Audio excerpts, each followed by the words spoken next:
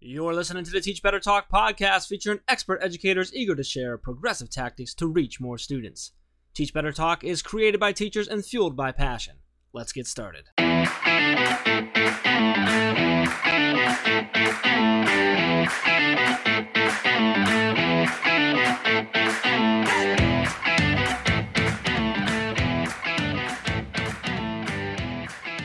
Hey everyone, welcome to episode 206 of Teach Better Talk. My name is Ray Hewart, and as always, I am with my incredibly annoying co-host, Mr. Jeff Gargas.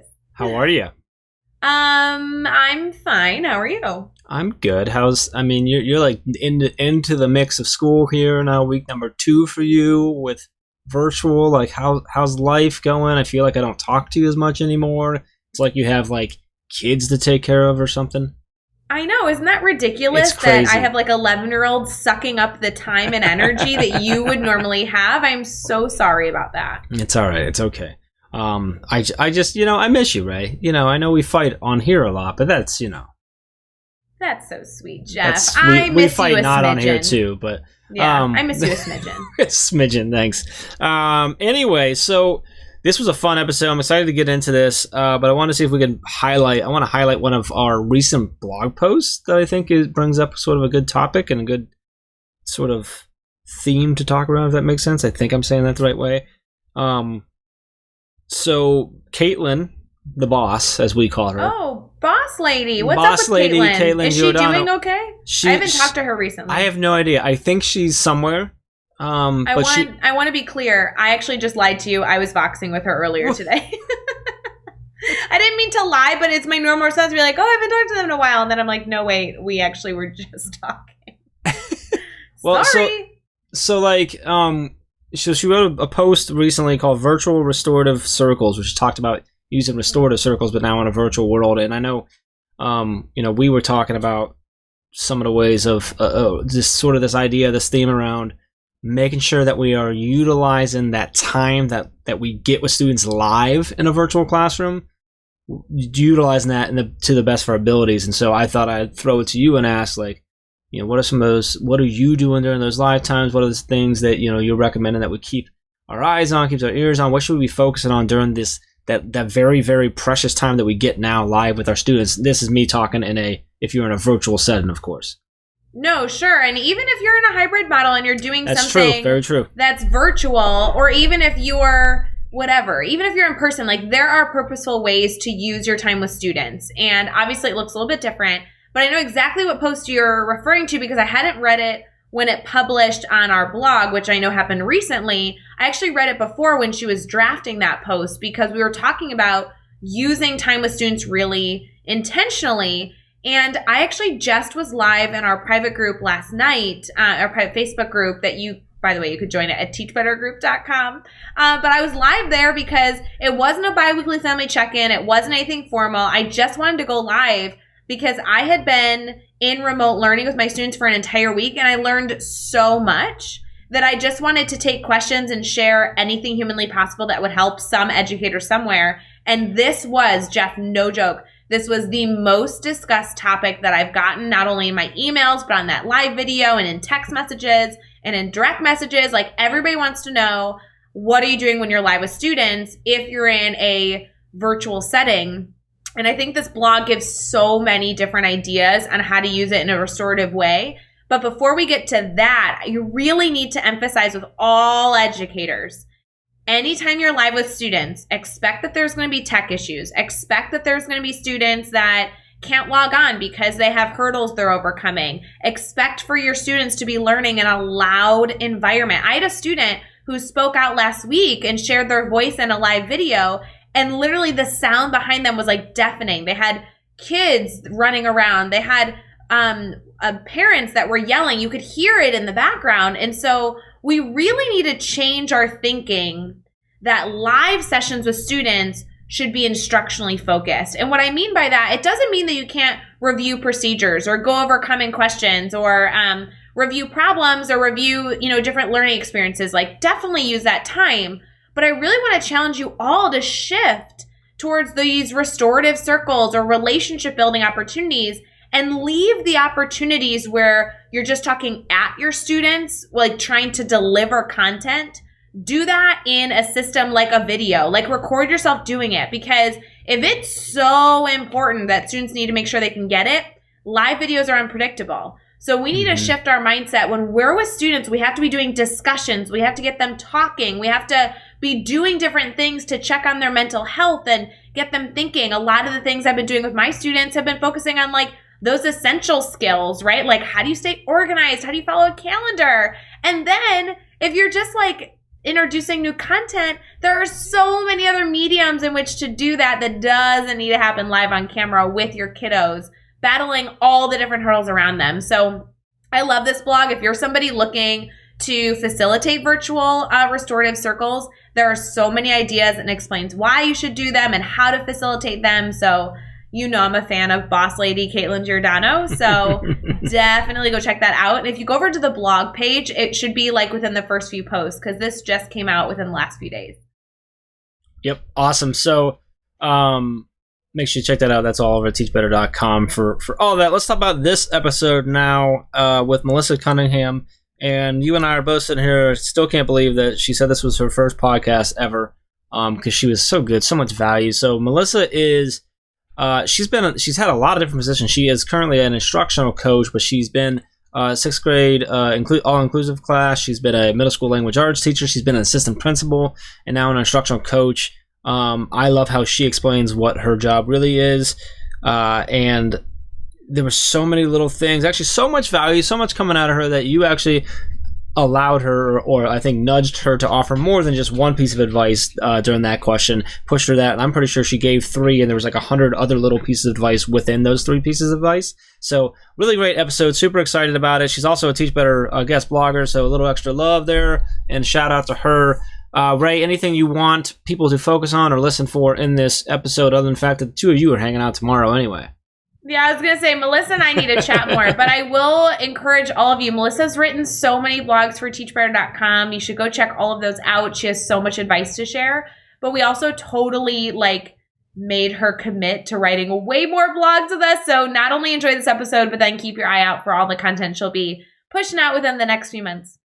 Love it. With that, let's get to episode 206 with Melissa Cunningham. All right, guys, I'm hitting pause on this episode only to make sure that you have all the details you need for our Mindset Meetup webinar series.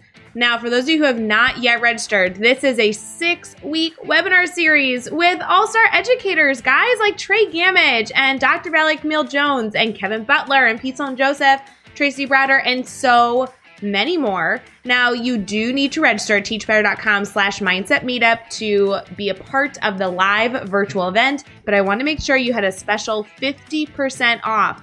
Let me say it again, 50% off code. So here we go. It's easy. Teach Better Talk. All one word, no spaces. Use that to get 50% off of our Mindset Meetup webinar series over at teachbetter.com/mindsetmeetup. All right, let's get back to this episode.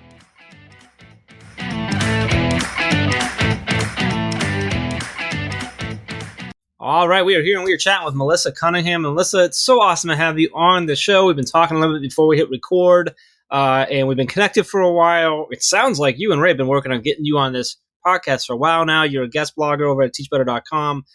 We just found out that this is your first podcast ever, which is so awesome that we get to be the podcast that is your first podcast. So super excited about that. Just excited to learn more about you and kind of dive into your story a little bit. But before we get too far into that, how are you feeling right now? Feeling good. Thanks for having me. Like you said, this has definitely been a long time coming, and I'm excited to do this for my first one. But feeling good. I think we're at my school right now. We're a week and a half into remote learning, working out all the kinks, and I think like everyone else, just trucking along. So doing okay. Melissa, I am so excited that you are on the podcast, and I feel like I already know that this one's going to be so chock full of amazing information. I'm just so over the moon that you finally got on Teach Better Talk. It only took 206 episodes, so it's not that bad. So before we get too far in, I know we've gotten to chat a bunch. We've been joking about how we need to chat more often in our life, so let's make that a reality. But I want to make sure our listeners get to know you as well. So will you kind of answer that age-old question for you to describe yourself, and like, what's your typical answer when someone asks what you do? Yeah, definitely. So I have been working in the education field for the last 13 years. So lucky 13. Hopefully lucky this year, right? So I've been lucky because I've been able to hold a lot of different roles. So I've always worked with middle school kids, but I've worked sixth grade self-contained all subjects. I have worked as a middle school language arts teacher. I was even assistant principal for 2 years, and now I'm in the role of instructional coach. So definitely a little bit of a different road than maybe some other teachers, but also at the same time, feel very lucky because I feel like I've gotten to see and learn a lot from so many different perspectives with my job. Curriculum instruction is definitely where it's at for me, and working with teachers, I feel like I finally kind of found my niche because I get a chance to not only work with students directly, but I get to work with teachers and help them be able to work on whatever they want to improve. So it's feel like I've found a good balance in there of things. But I feel like at the end of the day, I still call myself a teacher, even though I've been assistant principal, I've been now an instructional coach. At the end of the day, I love working with kids, and I like learning and growing just like any teacher would too. I love that. I love that you see the value in the fact that you've had so many different perspectives to see, which can only make you better as you learn the way that other roles have to look, and the tasks that they're assigned and that they have to tackle. It's really cool that you've got to experience that. And I love that you say that you still call yourself a teacher, and that no matter what that role is, you still say you're a teacher.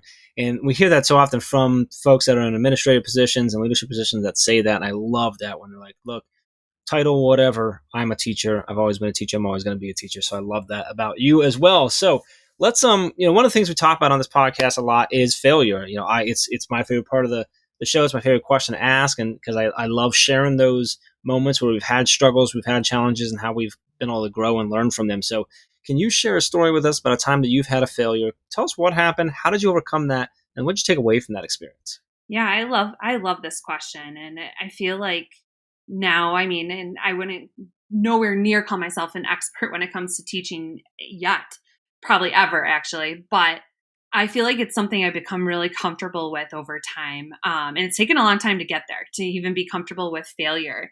But I think I've been lucky to have good leaders to work underneath and just good people to collaborate with. And I feel like failure's become something I'm a little bit more comfortable with and willing to take risks. And I feel like two things kind of come to mind when it comes to failure.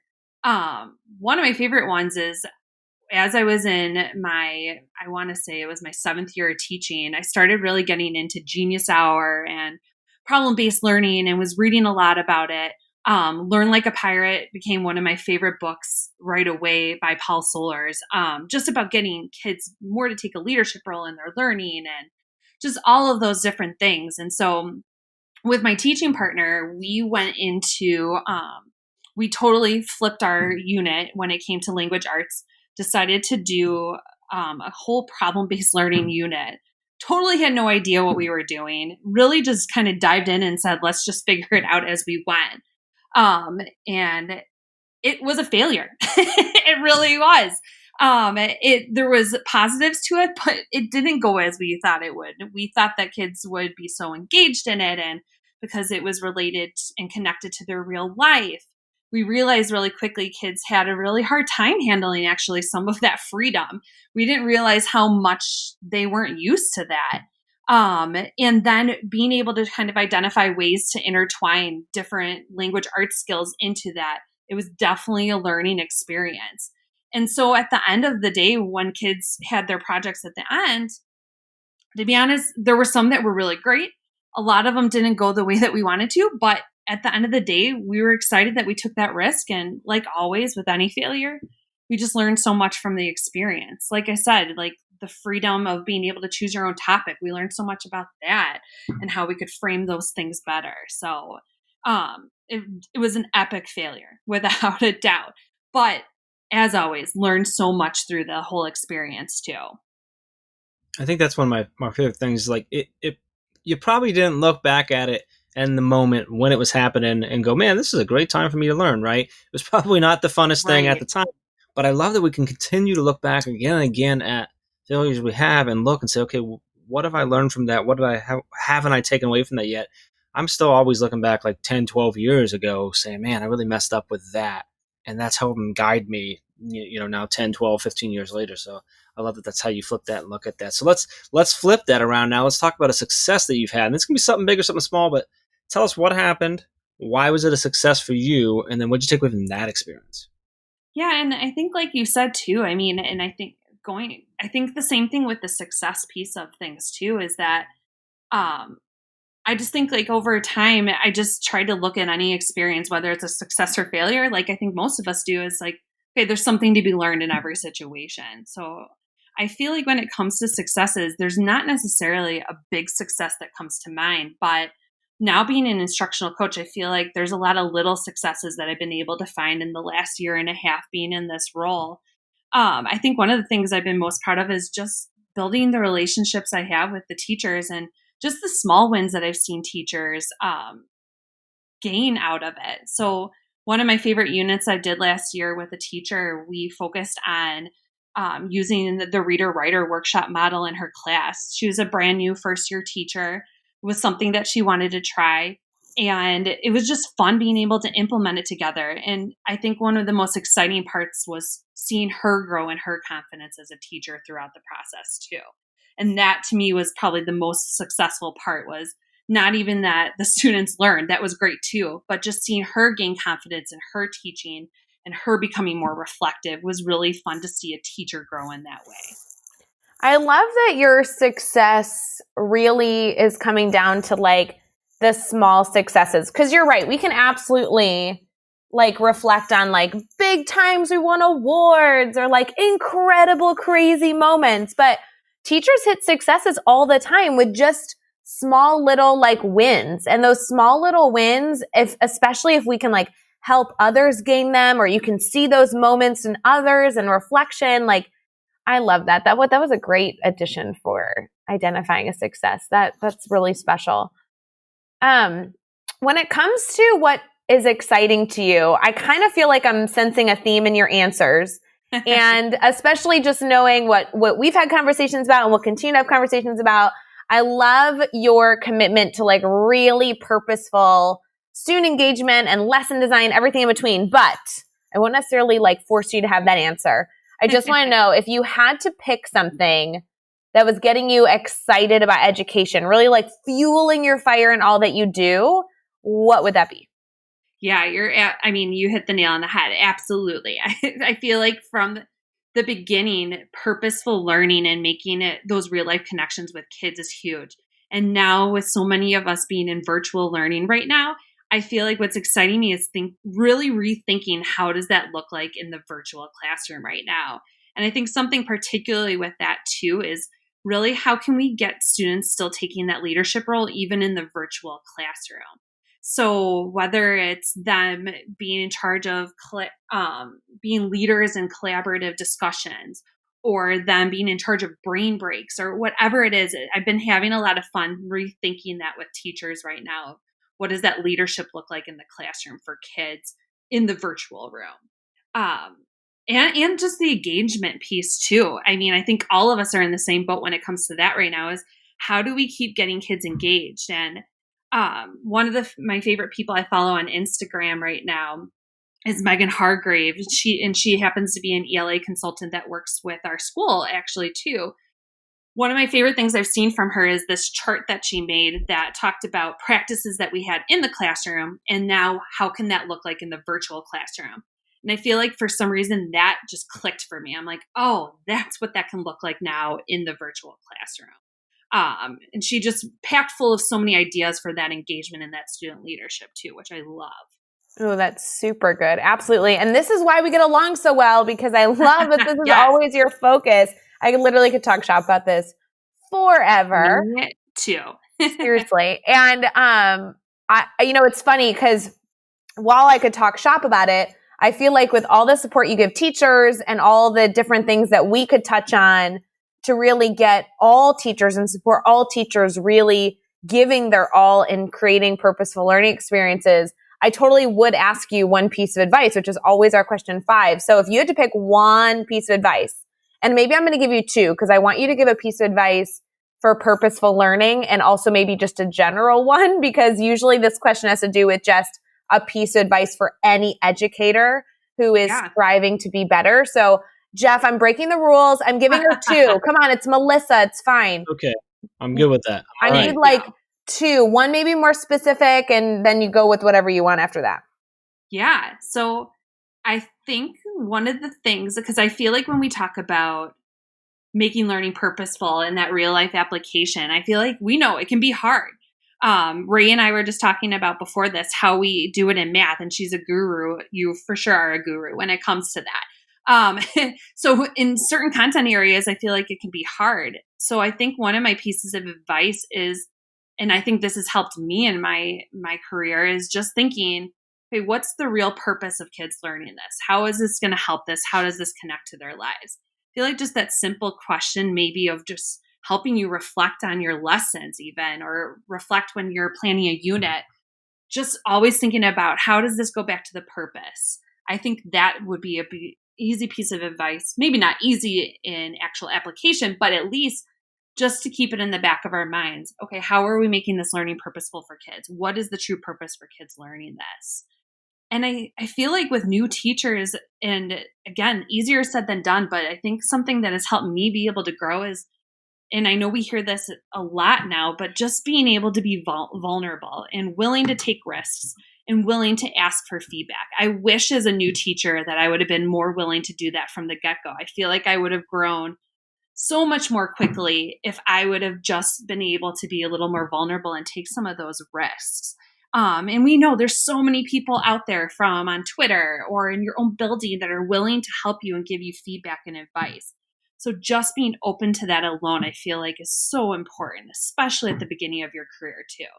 And I feel like it helps with that burnout too, right? Like we're not in this by ourselves. That's one of the best things I love about working in a middle school is that we're always on teams. We're always collaborating together. No one is in this alone.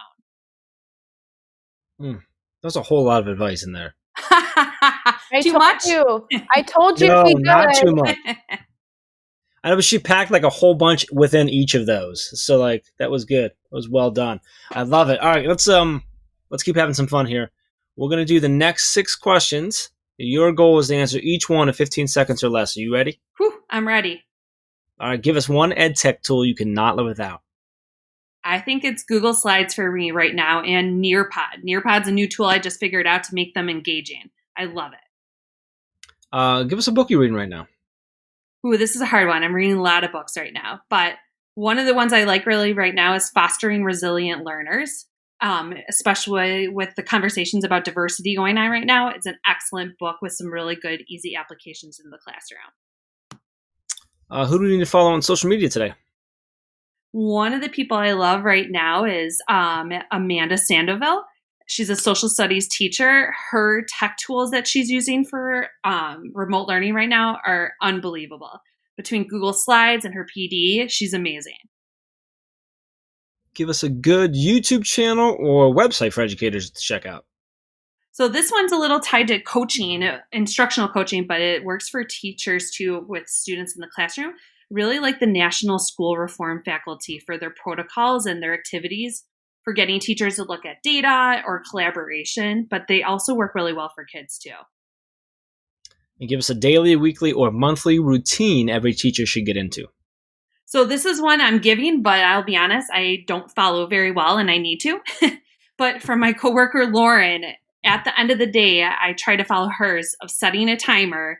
And when that timer goes off, that I leave my work for that day and I go home. Easier said than done. Much easier said than done. Oh but my still God, that's really, really so hard to do. So hard to do. And I don't follow it, and I need to. You need to follow it. I do. And I'd say meditation. That's my other go-to for sure, too.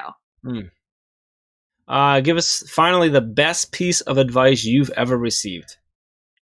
So this is a tough one, but I think one of the ones I like the most is I've been following a lot of meditation work, like I was just saying, and this quote always sticks out to me is, whatever the present moment contains, accept it as if you had chosen it. And that's something I try to keep in the back of my mind because things can go bad and it's easy to blame.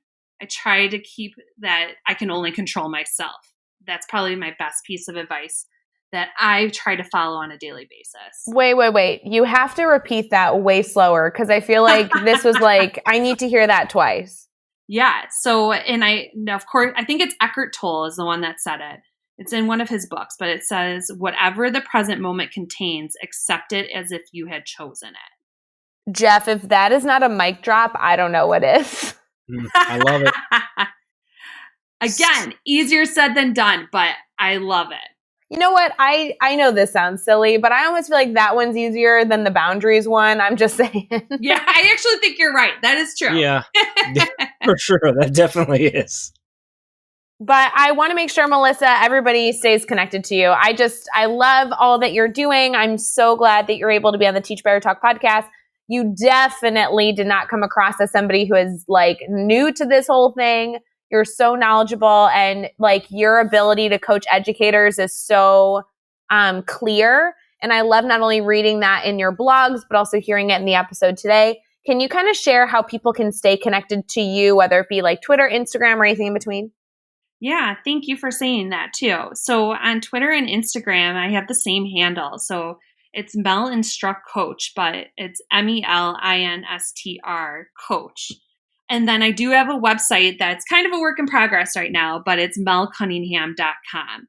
So kind of tweaking it, thinking of taking more of an approach like that quote that I was just saying, and thinking how I can support educators and just our mindset and how we make sure that we're, taking care of ourselves. So work in progress there, but that's my website too.